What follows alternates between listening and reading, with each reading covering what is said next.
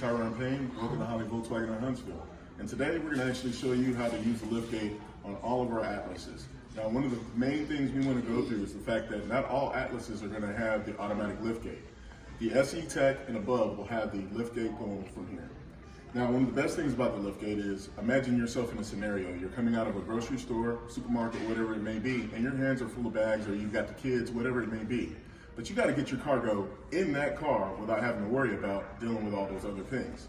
Well, the easiest way to do it would be to walk up with those hands full of bags over there and pull it, put your foot right there, and step back.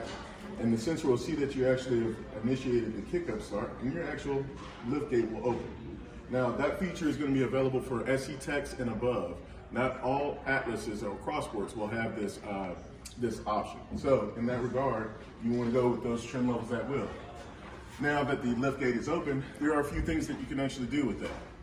When you press the button to close it, you can stop it at any point and actually set the location of where you want the door to go up to. So if you want to hold that button right here, you'll hear a chime. That chime lets you know that that's the level that it'll go up to the next time you open it.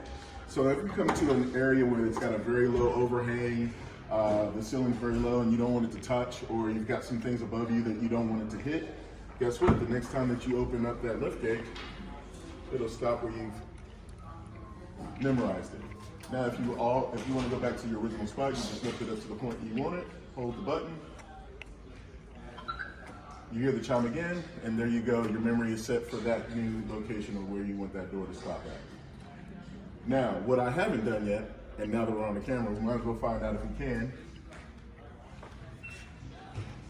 That chime just lets you know that you can actually walk away and the door will close once you're out of the